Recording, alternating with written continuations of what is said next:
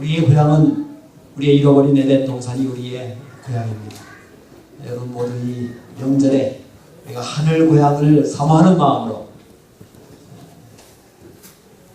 더욱 우리가 예수님과 가까워지는 그런 삶이 되어졌으면 좋겠습니다. 오늘 저의 말씀은 마태복음 25장, 마태복음 25장에 있는 말씀으로 하나님께서 오늘 이 땅에 사는 저희들에게 주시는 교훈을 생각해 보고자 합니다. 마태복음 25장 1절입니다. 그때에 마태복음 25장 1절 그때의 천국은 마치 등을 들고 신랑을 맞으러 나간 열 처녀와 같다 하리니. 지난 안식일에 1절로 13절에 있는 말씀을 우리가 읽었습니다. 열 처녀의 비유에 대해서 우리가 살펴보았습니다. 다시 14절에 예수님께서 두 번째 비유를 말씀하십니다. 또 어떤 사람이 탕국에 갈지 그 종들을 불러 자기 소유를 맡김과 같으니. 우리가 잘 아시는 대로 종들을 불러서 5달란트, 2달란트, 1달란트를 맡기고 떠나고 나중에 이제 돌아와서 그 맡긴 달란트를 다시 주인이 이제 셈하는 그런 일이 있게 됩니다. 그런데 2달란트와 5달란트 받은 종은 다 자기가 장사하여 이익을 남겨서 주인에게 다시 돌려드렸죠. 그러나 1달란트 받은 자는 그것을 땅에 묻어두었습니다. 종이 그에게 이야기하기를 악하고 게으른 종아, 그리고 이 무익한 종을 바깥 어두운 데로 내어 쫓으라. 거기에서 슬피 울며 일각이 있으리라. 그렇게 말씀하셨습니다.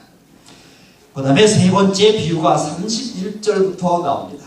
우리가 흔히 이야기하는 양과 염소의 비유, 양무리와 염소우리의 비유가 되겠습니다. 인자가 자기 영광으로 모든 천사와 함께 올 때에 자기 영광의 보좌에 앉으리니 모든 민족을 그 앞에 모으고 각각 분별하기를 목자가 양과 염소를 분별하는 것 같이 하겠다 됐습니다. 그래서 오른쪽에 있는 무리는 양의 무리로 구원받을 무리였고, 그 다음에 왼쪽에 있는 염소의 무리는 그들은 영원한 벌에, 영벌에 들어갈 무리라고 마지막 46절에 이야기합니다. 저희는 영벌에, 의인들은 영생에 들어가리라 하십니다. 예수님께서 마태복음 24장의 재림의 징조에 대해서 말씀하시고,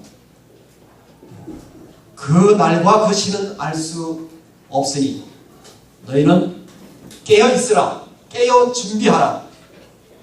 그렇게 예수님께서 권면하십니다. 왜냐하면 어느 날에 너희 주가 임하는지 알지 못함이니라 라고 말씀하시면서 우리가 어떻게 하는 것이 깨어있는 것인가, 그 깨어있는 방법에 대하여 세 가지의 비유를 예수님께서 말씀하신 것입니다.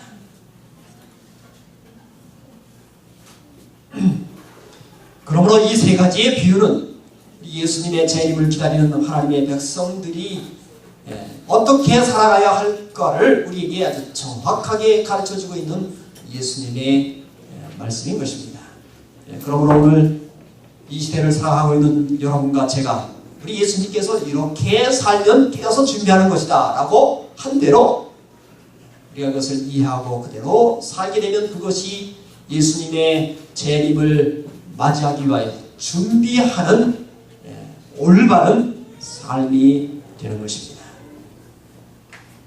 첫 번째 비유가 열 처녀의 비유인 것입니다. 우리는 지난 안식일에 이것에 대해서 살펴보았습니다. 열 처녀의 비유 가운데 10명의 처녀가 중에 5명은 잔치에 들어가지 못하죠. 그리고 5명만 들어가게 됩니다. 이 열 처녀의 비유 가운데 관건은 무엇이라고 우리가 지난 안식일에 우리가 살펴보았습니까?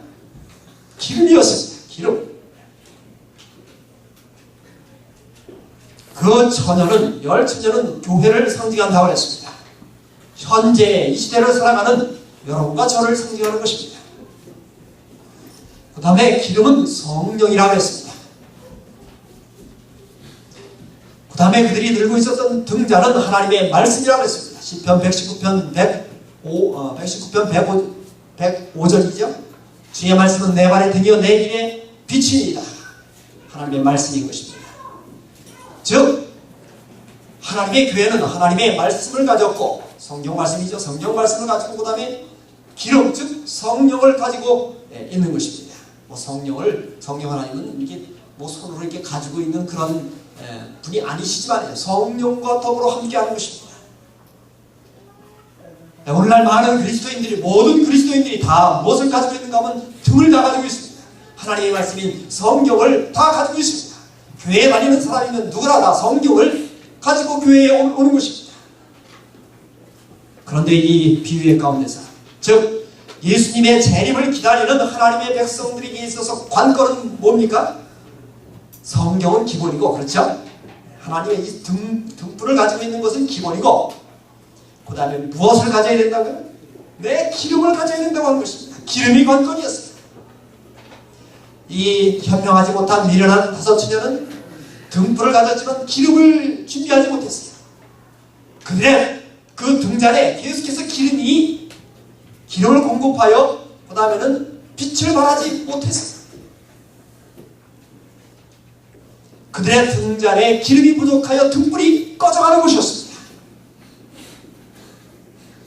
사랑하는 성도 여러분들, 예수님의 재림을 기다리는 하나님의 백성들이 성령 하나님의 끊임없는 인도하심 속에 우리가 살아가지 않으면 우리의 등불이, 비록 하나님의 말씀은 가졌다 할지라도 말이에요, 우리의 등불이 어떻게 되는 거예요? 꺼져가는 것입니다. 꺼져가는 거예요.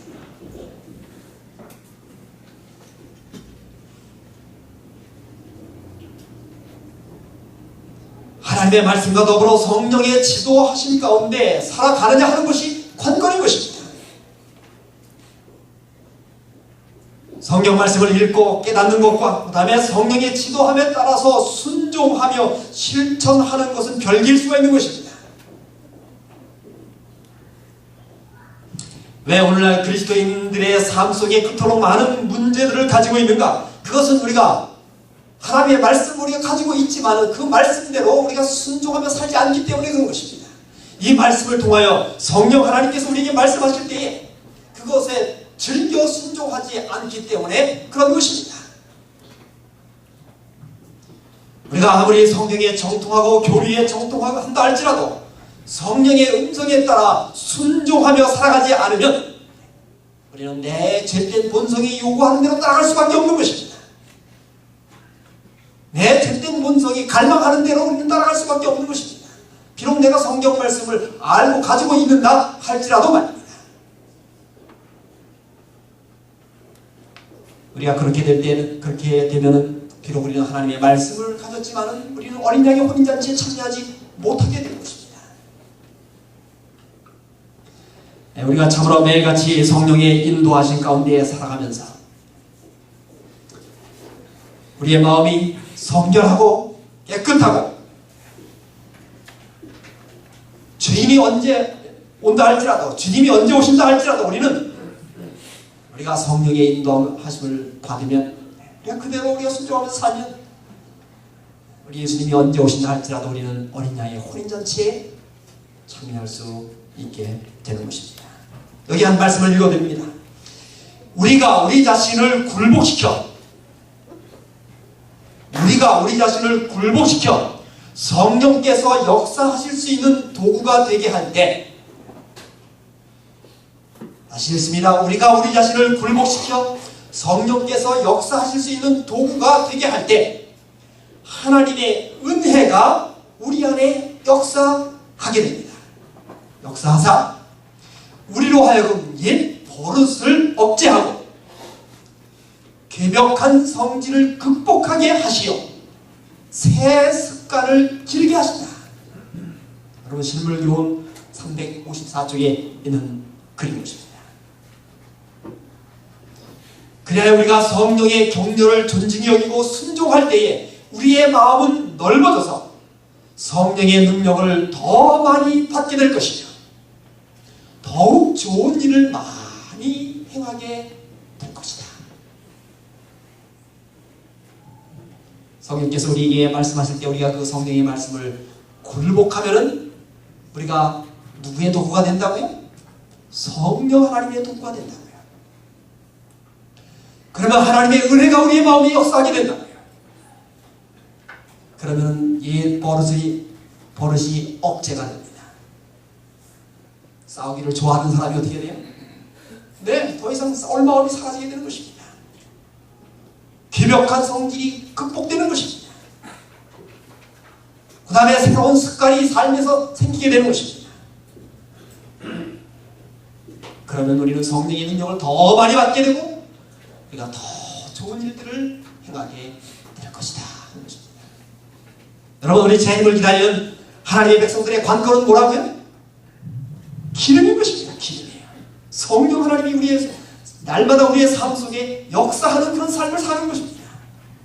여러분, 이 점을 우리 마음속에 깊이 간직하시고 매일같이 하나님의 말씀을 통하여 역사하시는 성령의 음성에 따라서 매일같이 매 순간을 그렇게 사시는 여러분같이가 되기를 간절히 바랍니다. 예수님께서 그렇게 사는 사람이 어린 양의 혼인잔치에 예수님이 오실 때 예수님을 맞이하여 천국에 갈 수 있다고 예수님께서 가르쳐 주신 것입니다.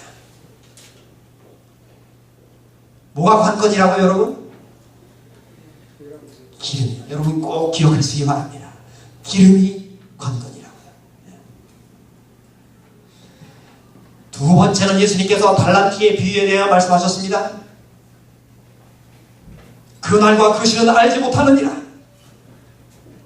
재림을 기다린다고 하는 사람들의 삶은 어떠해야 하는가 하는 그것에 대하여 두 번째 재림 준비의 삶을 예수님께서 비유로 말씀해 주신 것이 두 번째의 달란트의 비유인 것입니다. 재림을 기다린다고 하는 것이 무엇인지 우리에게 가르쳐 주셨습니다. 여러분, 재림을 기다린다고 하는 것은 그냥 무료하게 그냥 시간을 빈둥빈둥 보내는 게 절대 아닌 것입니다. 재림을 기다리는 것은 부지런히 일하는 것입니다. 여기 달란트의 비유 제가 다 읽지 않지만 여러분들 다 아시지 않습니까? 주인이 태국에 가면서 종들에게 소유를 나눠주었습니다. 소유를 맡겼습니다. 어떤 사람은 1달란트, 2달란트, 5달란트 이렇게 맡겨주었습니다. 여기 주인이 다른 지방으로 갔다 그랬어요. 여기 주인은 누굽니까? 지금 예수님이 어디 가시려고 그래요? 이제 십자가에 달려 돌아가신 후에 내가 너희를 위하여 처소를 예비하기 위하여 내가 하늘에 가겠다 그랬어요. 가서 너희를 위하여 처소를 예비하면 내가 다시 오겠다 그랬어요. 지금 예수님이 이제 그 제자들에게, 물론 우리들에게지, 달란트를 나눠주면서 내가 다시 올 텐데, 다시 와서 올 때까지 이 달란트를 너희에게 맡긴다. 이것은 누구의 거예요? 달란트는? 그 종들의 것이 아닙니다. 이것은 그 주인의 것이었어요.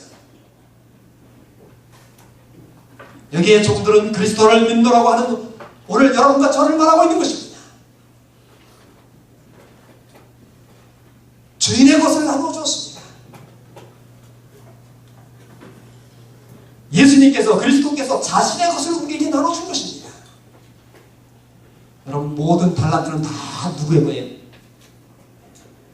다 하나님의 것입니다. 하나님의 거예요. 학개서 2장 8절에 은도 내 것이요 금도 내 것이다. 모든 것이 다 내 것이라고 말씀하셨어요. 그 하나님의 것을 우리에게 뭐 해주신 거예요? 맡겨주신 것입니다. 달란트가 무엇인지 우리는 이미 다 이해하고 있을 겁니다. 우리가 가지고 있는 모든 게 다 달란트예요. 내가 가진 모든 것, 내가 하나님께로부터 받은 모든 것, 다 하나님께로 준 것이니까 다 하나님께서 나에게 주신 것, 그것이 다 달란트인 것입니다. 그것이 선천적이든 후천적이든 또한 영적인 것이든 혹은 육신적인 것이든 모든 게 다 하나님께서 우리에게 나에게 부여하신 달란트인 것입니다. 여러분, 혹시 우리 주인에게 달란트 안 받은 사람이 있습니까? 하나님께 달란트를 안 받은 사람이 있습니까? 아니, 반대로 이야기하면 하나님께서 달란트를 주지 않은 사람이 있습니까? 한 사람도, 하나님이 그에게 달란트를 주지 않은 사람이 한 사람도 없는 것입니다.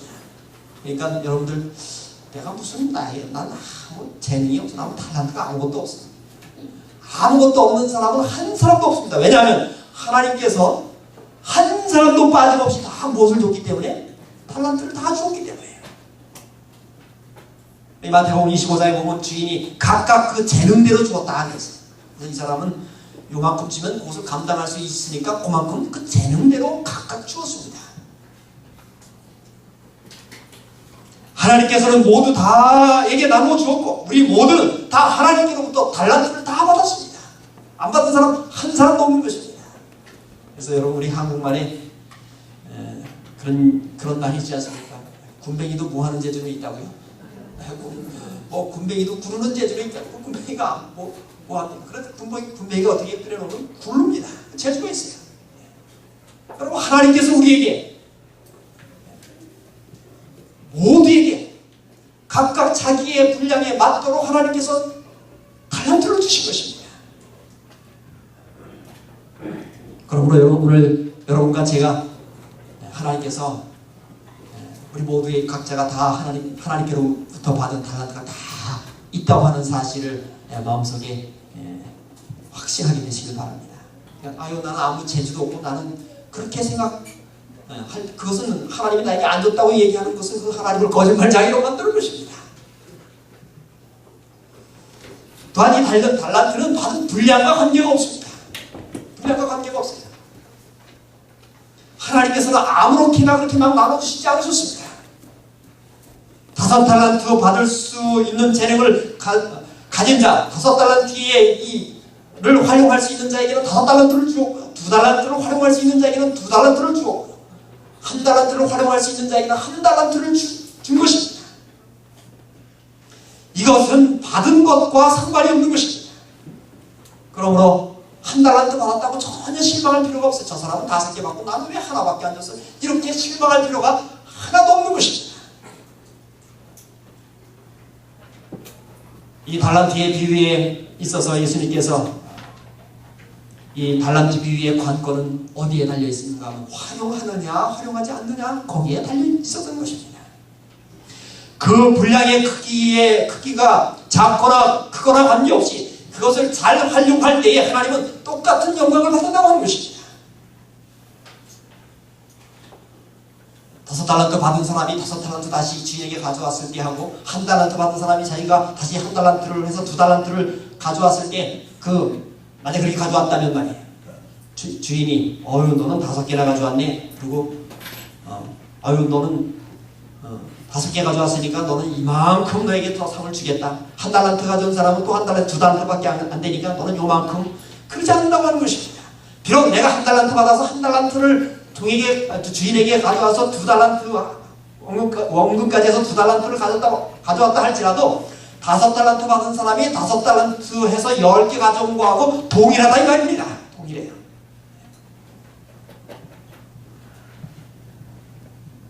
미국 대통령이 달란트를 많이 받아서 큰 일을 하지 않습니까? 그가 한 일과 오늘 아주 정말 보잘것없는 한 시골의 나무꾼이 그가 하나님께서 그에게 주신 재능을 제대로 활용하여 열심히 살아간 그거와 하나님 앞에 가면 동일하다 이 말입니다. 너는 미국 대통령을 했으니까 말이야. 너는 정말 큰 일을 했구나. 너는 나에게 커다란 이만한 영광을 나에게 주었구나. 그렇게 하지 않는다 이 말입니다.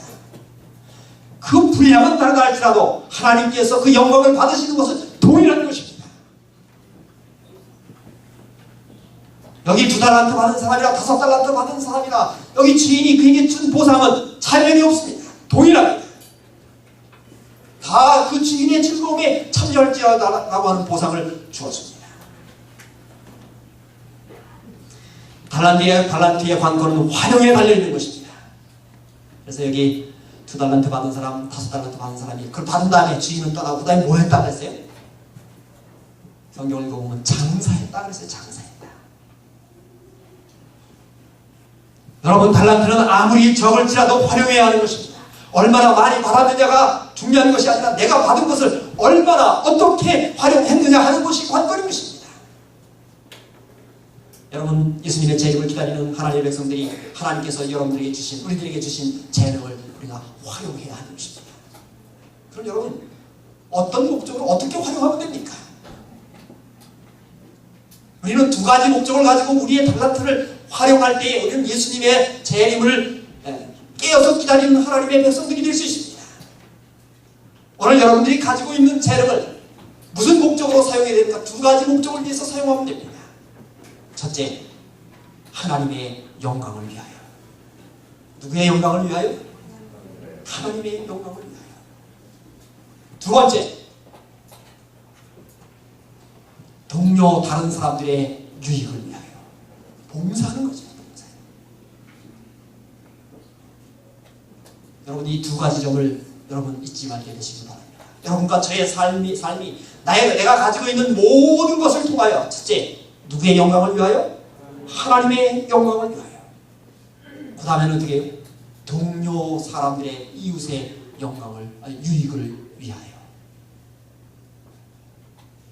이것이 예수님께서 말한 하나님을 사랑하고 내 이웃을 내 몸과 같이 사랑하라고 하신 계명의 말씀이에요.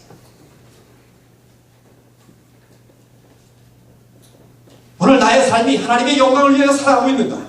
내가 가진 바 모든 것이 하나님의 영광을 위하여 사용되고 활용되고 있는가?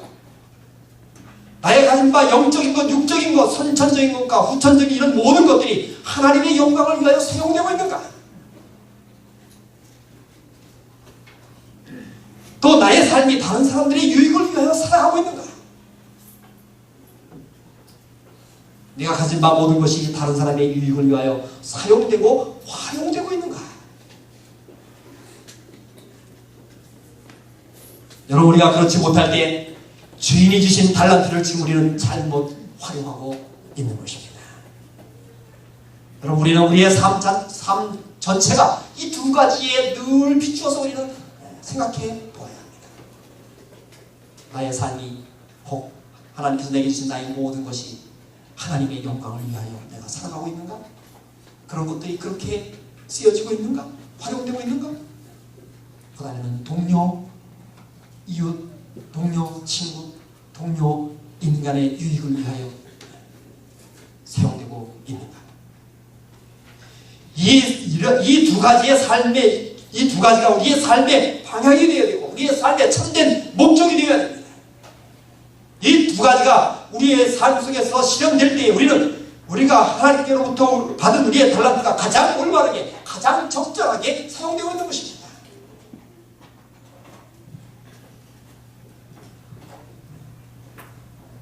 이 두 가지 삶의 목적이 실현되고 그런 삶의 방향 속에 우리가 살아가게 될 때에 여러분, 우리가 그런 삶을 통하여 우리 안에 그리스도의 품성이 형성이 되는 것입니다. 우리의 품성이 그리스도 안에서 고상한 품성으로 꼴지어 나가게 되는 것입니다. 참 이 하나님을 사랑하고 이웃에게 봉사를 많이 하신 분들을 이렇게 만나보면 정말 그분들의 품성이 고상한 모습을 보지 않습니까? 그렇죠?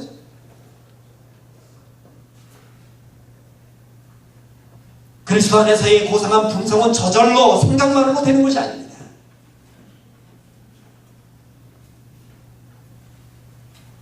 하나님의 영광을 위하여 그리고 다른 사람의 유익을 위하여 살아갈 때에 지난 시간에도 말씀을 드렸습니다만 성령의 소욕과 육신의 소욕의 충돌이 일어나게 되어 있습니다.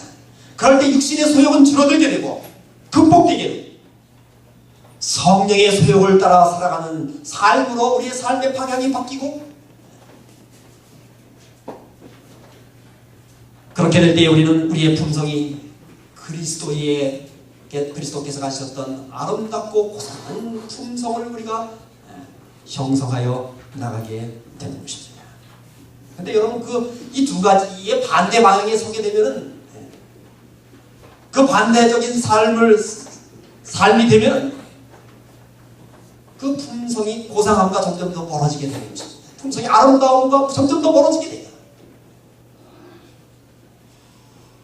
사랑하는 성도 여러분, 오늘 이 달란트의 비유 가운데서 이 세상에서 예수님의 재림을 맞이하기 위하여 준비하는 이 하나님의 백성들이 바로 이와 같은 이 달란트를 하나님의 영광을 위하여 그리고 사람들의 유익을 위하여 사용하면서 살아가는 것이 그것이 재림의 준비인 것입니다. 우리 예수님께서 두 번째로 깨어 준비하는 삶은 바로 그와 같은 삶이라고 하는 것을 예수님께서 비유로 말씀해 주셨습니다. 달란트는 사용하면 사용할수록 증가하게 되어 있습니다. 그러나 반대로 사용하지 않으면 오히려 줄어들고 그대로 남게 됩니다. 하나님께서 우리에게 주신 달란트가 다 활용되기를 원하십니다. 그 어떤 것도 하나님은 기적적인 이적을 통하여 우리의 부족을 메꿔주지 않으실 것입니다. 우리가 가진 바 재능을 활용할 때에 우리의 온갖 능력이 증가하게 되는 것입니다. 성령께서 우리의 잠자고 있는 능력을 깨워주시는 것입니다. 여러분, 한 달란트 가진 자가 이제 주인에게 와서 세임할 때 그가 핑계를 댔습니다. 왜 나한테는 다른 사람은 2달란트, 5달란트 주고 나는 왜 한 달란트밖에 주지 않느냐고. 아주 우리 주인은 아주 굳은 사람이라고. 욕심장이라고. 공평하지도 못하고. 그게 핑계가 됩니까? 안 됩니까? 그래서 아유 내가 너한테 실수했다. 미안하다. 그렇게 이 주인이 얘기했어요? 그렇지 않았습니다. 천부적 재질이 적당하여 하나님의 영광을 위하여 봉사할 의무에서 벗어날 수 있다고 생각해서는 되지 않는 것입니다. 작은 일에 봉사할 수밖에 없기 때문에 아무것도 하지 않아도 된다고 하는 그것은 올바른 것이 아닌 것입니다. 예수님은 그를 향하여 불성실한 종이라고 이야기했습니다. 그러므로 우리의 달란트가 아무리 작다 할지라도 우리는 그것을 하나님을 위하여 사람의 유익을 위하여 쓰일 곳을 하나님은 가지고 계시기 때문에 주신 것입니다.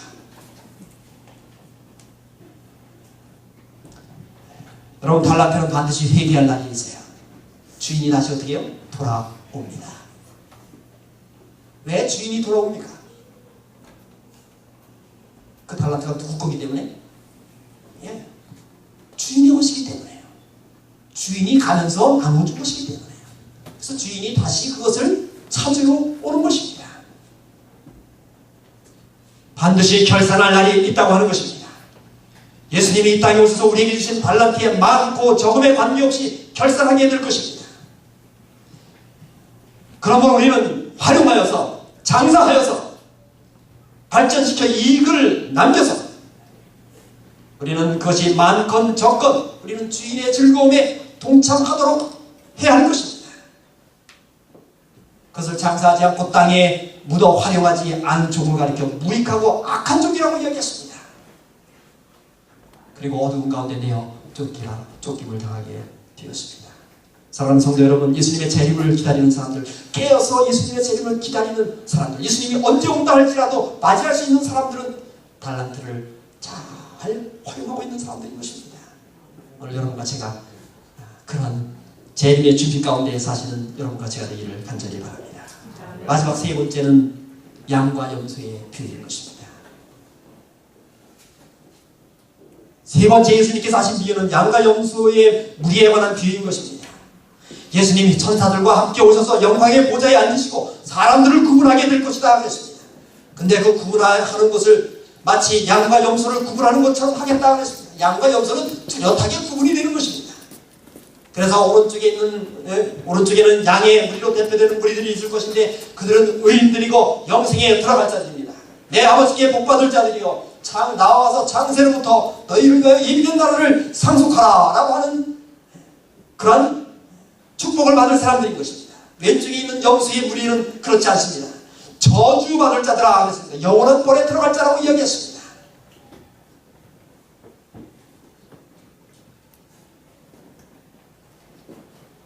마귀와 그 사자들을 위하여 예비된 영영한 불에 들어가겠다 그랬습니다.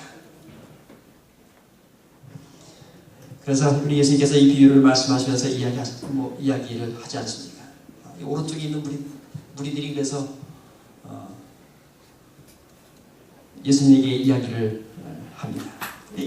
그 내용을 우리가 다 제가 말씀드리지 아니하고요. 여기 우리 예수님께서 제자들에게 이 심판의 날에 예수님께서 오시는 날에 우리 그리스도께서 판결을 내리는 것은 딱 한 가지에 의해서 판결이 내려질 것이다 라고 하는 교훈을 여기에 주고 있습니다. 참 영원한 이게 지금 오른쪽이냐 아니면 왼쪽이냐 영벌이냐